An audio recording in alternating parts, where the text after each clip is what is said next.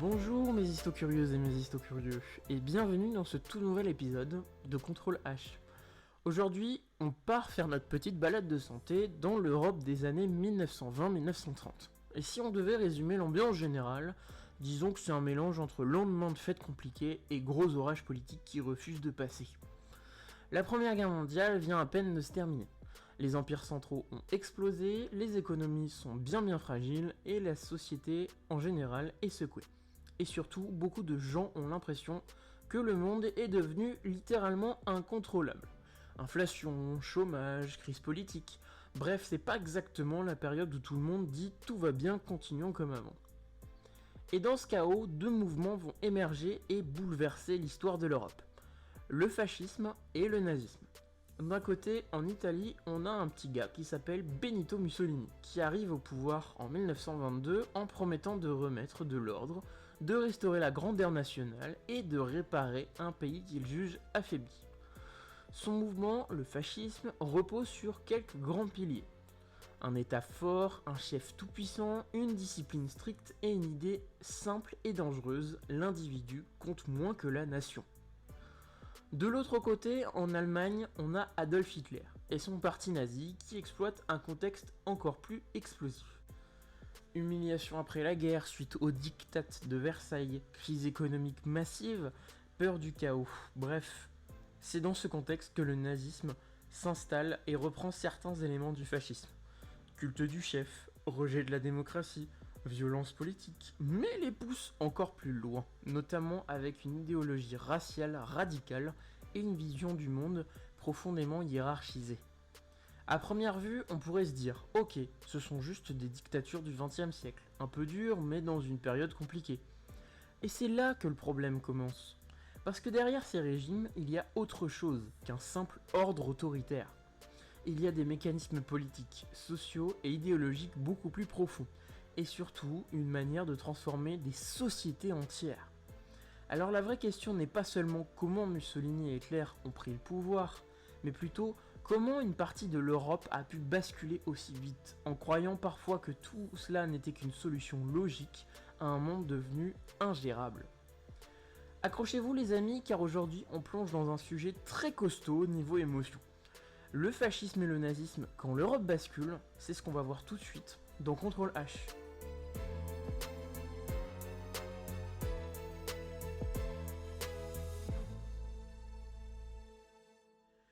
Alors tout d'abord, quand on entend le mot dictature, on pense souvent à une définition assez simple. Un régime politique où le pouvoir est concentré entre les mains d'un seul homme ou d'un petit groupe sans élection libre, sans opposition réelle et avec des libertés fortement limitées. En gros, une démocratie, mais sans le démo, donc sans le peuple. Il y a juste du Kratos quoi, du pouvoir. Et si on s'arrêtait là, on pourrait se dire, ok, le fascisme et le nazisme entrent parfaitement dans cette case. Après tout, on a bien Benito Mussolini en Italie, Adolf Hitler en Allemagne, avec des opposants supprimés à chaque fois, une presse contrôlée et une concentration du pouvoir très nette. Donc est-ce que le problème est réglé? Dictature parmi d'autres, dossier classé? Bah pas vraiment en fait. Parce que si on s'arrête à cette définition, c'est un peu comme dire qu'un feu de camp est un incendie de forêt. C'est littéralement pareil. Dans les deux cas, il y a du feu quoi. Oui, mais l'étincelle, les objectifs et surtout les conséquences ne jouent clairement pas dans la même catégorie. La première différence majeure, c'est que ces régimes ne cherchent pas seulement à gouverner autrement. Ils cherchent à refaire la société de fond en comble. Dans une dictature classique, entre guillemets, on peut avoir un pouvoir autoritaire qui veut surtout se maintenir, contrôler et éviter les contestations. C'est brutal, oui, mais souvent assez pragmatique. Je reste au pouvoir, point, c'est un peu comme ça qu'on pourrait résumer. Le fascisme et le nazisme, eux, vont beaucoup plus loin. Ils ne veulent pas seulement contrôler l'État. Ils veulent contrôler la société, les mentalités, les comportements, les valeurs et même ce que les gens considèrent comme normal. En Italie fasciste, on ne se contente pas d'obéir au régime. On doit adhérer à une vision du monde. On encadre la jeunesse, on façonne l'éducation, on glorifie la guerre, la discipline et bien sûr la nation. Et en Allemagne nazie, cette logique est encore plus poussée. L'État ne se contente pas d'être fort, il devient un projet total, où chaque individu est censé avoir une place précise dans une hiérarchie pensée comme naturelle entre guillemets. Bref, c'est pas juste tais-toi et obéis, c'est plutôt tais-toi, obéis et pense comme on te dit de penser. Deuxième point, dans ces régimes, le chef n'est pas simplement un président autoritaire ou un dictateur classique. Il devient une figure centrale, presque mythifiée. Mussolini, en Italie, est présenté comme le Duce, celui qui incarne la nation italienne. En parallèle, Hitler devient le Führer, présenté comme l'incarnation du peuple allemand. On n'est donc plus seulement dans la politique, on entre dans quelque chose qui ressemble à un culte. Le chef n'est pas seulement celui qui a raison parce qu'il est au pouvoir, il a raison par définition. Et ça change littéralement tout. Dans une dictature classique, il peut exister des rivalités internes, des compromis, et parfois même des limites pratiques. L'exemple est celui de Staline par exemple en URSS.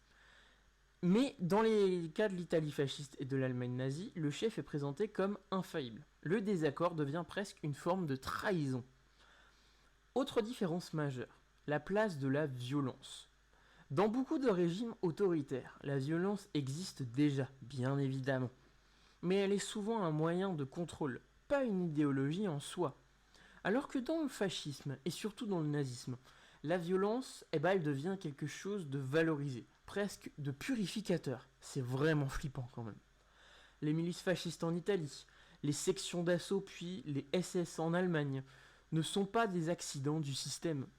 Ce sont des instruments centraux, voire des rouages du système. On ne cherche pas seulement à faire taire les opposants, on cherche à les éliminer politiquement, socialement et parfois physiquement. Et dans le cas du nazisme, cette logique va jusqu'à une industrialisation de la violence et de l'exclusion, fondée sur une idéologie raciale.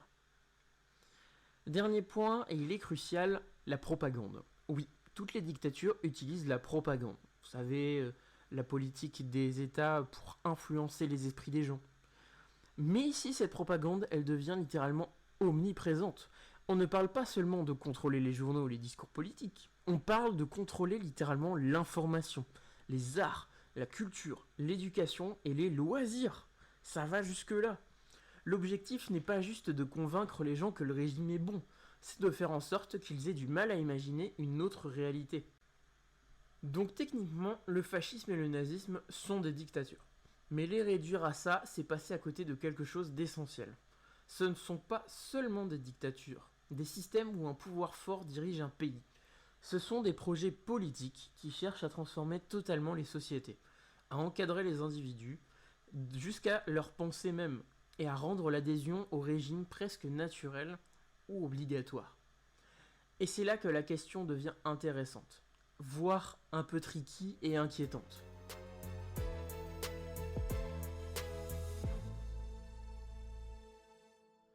Ensuite, il y a l'idée assez répandue quand même quand on parle de Benito Mussolini et d'Adolf Hitler. Celle selon laquelle ils auraient simplement été élus par le peuple. Comme si l'histoire s'était déroulée tranquillement, bulletin de vote à la main, dans une ambiance de démocratie classique. Et que tout le monde avait dit « Oh oui, oui, très bon choix, allons-y pour une dictature, ça a l'air bien sympa quand même. » Gros spoiler, non. C'est beaucoup plus complexe que ça, et surtout beaucoup plus violent et instable que cette image un peu trop propre. Pour comprendre leur arrivée au pouvoir, il faut revenir à un détail essentiel. Ni l'Italie, ni l'Allemagne des années 1920 ne sont des démocraties parfaitement stables. En Italie, après la Première Guerre mondiale, le pays est traversé par des grèves, des violences politiques, une peur grandissante du communisme et une impression générale que l'État ne contrôle plus grand-chose. En Allemagne, la République de Weimar est fragilisée dès sa naissance. Humiliation du traité de Versailles, hyperinflation, chômage massif, crise politique à répétition. Bref, un contexte sympatoche, quoi. Et dans ce fameux contexte, beaucoup de citoyens ne cherchent pas forcément la dictature, mais plutôt quelqu'un qui promet de remettre de l'ordre dans tout ça. Et ça, c'est un point crucial à retenir. Les régimes fascistes et nazis ne s'imposent pas dans un vide politique. Ils s'installent dans des sociétés déjà en tension, où la démocratie est perçue par une partie de la population comme inefficace. Bref, ils ont une petite base sur laquelle s'appuyer, quoi. Commençons par le cas italien. Nous sommes en 1922 et Mussolini organise ce qu'on appelle la marche sur Rome. Et rien que le nom donne le ton de ce que c'est. C'est pas qu'une simple campagne électorale avec des affiches et des débats télévisés en disant votez pour nous, votez pour nous. C'est une véritable démonstration de force. Des milliers de fascistes, qu'on appelle plus précisément des chemises noires, marchent vers la capitale, Rome. Le but est assez simple, montrer que le régime peut basculer à tout moment, genre dans 2 secondes ou dans 3 heures. Résultat, le roi d'Italie, Victor Emmanuel III, paniqué à l'idée d'une guerre civile entre ses sujets, décide de nommer Mussolini chef du gouvernement. Donc non, Mussolini ne gagne pas une élection nationale qui lui donnerait un mandat clair pour transformer le pays. Il arrive au pouvoir dans un mélange de pression politique, de menaces de violence et de calculs institutionnels. On est plus proche d'un ultimatum que d'un vote populaire. Et l'Allemagne nazie alors? Eh ben c'est un peu plus tard quand même. Et là aussi, l'image d'un Hitler arrivé par les unes mérite d'être nuancée. Dans un premier temps, il tente même un coup de force, pur et simple. C'est ce qu'on appelle le putsch de la brasserie en 1923. L'idée est de prendre le pouvoir par la force à Munich, puis de marcher sur Berlin. C'est 1 an après Mussolini, peut-être qu'il était inspiré, notre cher Dodolphe. Mais le résultat, c'est un échec total, un gros bide, suivi d'une arrestation et de plusieurs années de prison. C'est pas forcément un plan sans accroc, hein. Mais c'est après cet échec total que la stratégie change. Le parti nazi va progressivement utiliser les élections, la propagande et les failles du système démocratique de Weimar pour gagner du terrain. Et là, oui, les nazis progressent électoralement.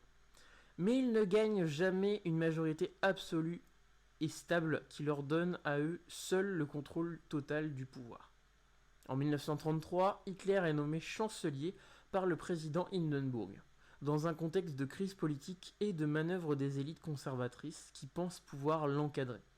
En gros, on va peut-être nommer Adolf Hitler, mais on aura un moyen de le contrôler, de bien l'encadrer pour qu'il ne fasse pas n'importe quoi. Grosse erreur de calcul, les amis. Peu après, l'incident du Reichstag sert de prétexte à suspendre les libertés fondamentales et à éliminer l'opposition politique. On fait simple, on va à l'essentiel. Le régime change ensuite de nature très rapidement à la mort d'Hindenburg parce que Hitler va être nommé président et chancelier.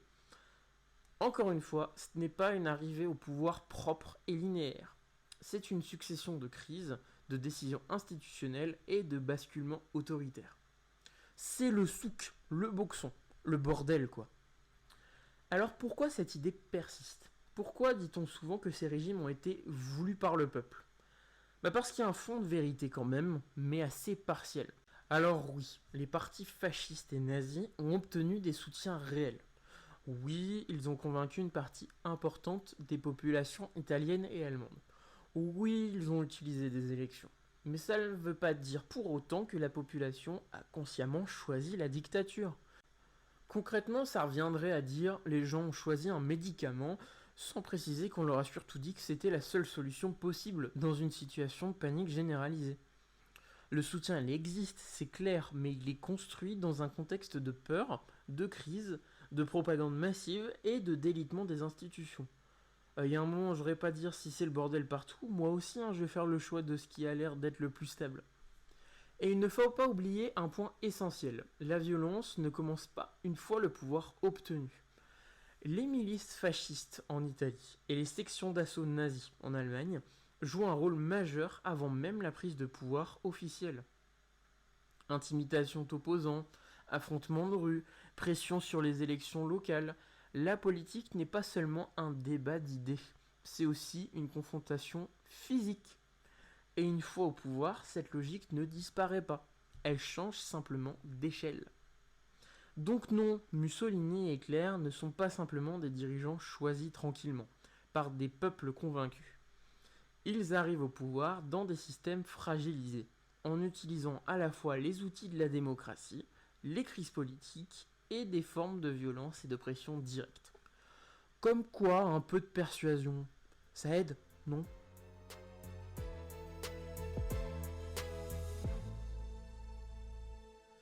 Et enfin, quand on parle du fascisme et du nazisme, il y a une autre idée très fréquente qu'on retrouve et que moi j'adore. Celle selon laquelle les deux seraient grosso modo la même chose, avec juste une différence de niveau de violence. En résumé, le fascisme italien serait la version 1.0 et le nazisme une sorte de mise à jour 1.1 mais en mode hardcore. Dans cette logique, le fascisme et le nazisme seraient deux faces d'une même pièce, avec deux chefs un peu interchangeables d'un même système autoritaire européen. Et c'est partiellement vrai en fait, mais comme souvent en histoire, le en partie est justement là où tout se complique. Commençons par ce qui les rapproche, parce que oui, il y a une base commune solide. Les régimes fascistes et nazis rejettent la démocratie libérale d'abord. Pour eux, les débats parlementaires, les compromis politiques et les élections régulières, tout ça est vu comme lent, inefficace et même dangereux si on regarde les discours de chacun. À la place, ils défendent un État fort, dirigé par un chef charismatique censé incarner la nation pour ramener l'ordre. Dans les deux cas, on retrouve aussi une utilisation massive de la propagande, un encadrement de la société, la mise au pas des opposants politiques et une glorification de la violence comme outil politique. Sur ce plan, on pourrait presque dire même logique, même boîte à outils. Mais c'est précisément là que commence le piège de la comparaison. Parce que ces outils similaires, ils peuvent être utilisés pour construire des projets très différents. Tu me passes un marteau, je peux te faire à peu près tout avec, hein. Mais c'est pas pour autant que je vais faire la même chose que mon voisin bricoleur, quoi. Le fascisme italien, dans ses premières années, est avant tout un projet de restauration de l'ordre et de la puissance de l'État. Mussolini, il veut un pays fort, discipliné, respecté sur la scène internationale. Il veut moderniser l'Italie, renforcer l'industrie, contrôler la société, mais dans une logique assez pragmatique. Rappelons que le fascisme n'a pas, à l'origine, une doctrine raciale centrale comparable à celle du nazisme. Il repose surtout sur l'idée de nation, d'unité et de discipline. Pour rappeler quand même, le modèle de Mussolini, c'est l'Empire romain, c'est ça son objectif, ils veulent le refaire. Même si, attention, ça ne veut pas dire pour autant qu'il est soft ou inoffensif. On est bien sur un régime autoritaire violent, répressif et expansionniste. Mais sa logique reste surtout politique et nationale. Faire de l'Italie une grande puissance comme les autres. Alors que le nazisme, lui, repose sur un socle différent, beaucoup plus radical dans sa construction idéologique.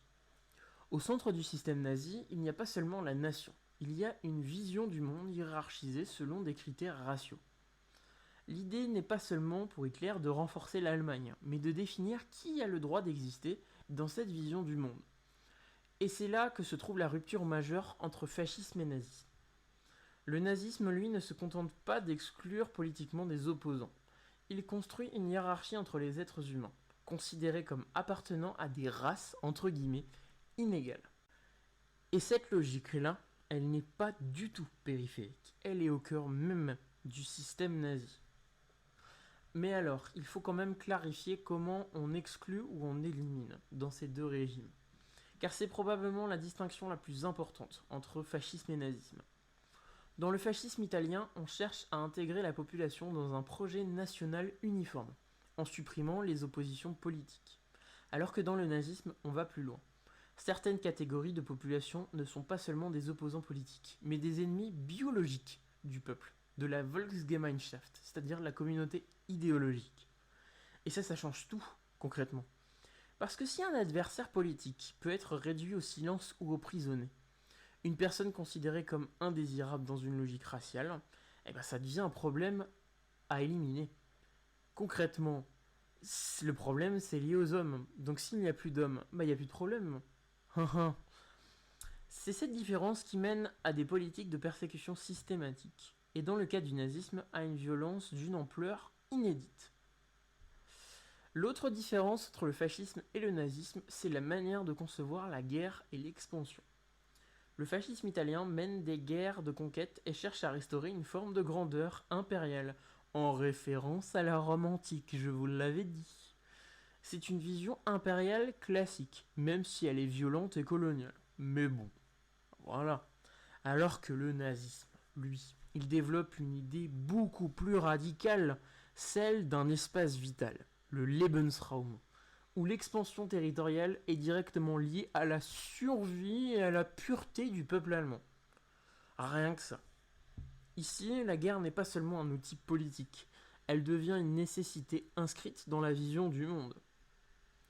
Alors oui, il y a une tentation assez simple, dire que le nazisme serait juste un fascisme plus extrême en Allemagne. Mais cette formule simplifie un peu trop les choses quand même. C'est un peu comme comparer deux incendies. Ils brûlent tous les deux, ils détruisent tous les deux, mais l'un peut être un feu de forêt alimenté par le vent, l'autre un feu contenu dans une cheminée. Même si les flammes se ressemblent, la dynamique n'est pas la même, et les conséquences non plus. Alors le fascisme italien et le nazisme partagent une même famille politique, c'est clair, avec le rejet de la démocratie, culture du chef, état autoritaire, propagande et violence politique. Mais c'est pas pour autant qu'ils ne sont interchangeables. Le fascisme est un projet de puissance nationale autoritaire, alors que le nazisme est un projet idéologique total, fondé sur une hiérarchie raciale et une logique d'exclusion radicale. Et c'est pas du tout un jeu d'essais de différence. Hein ?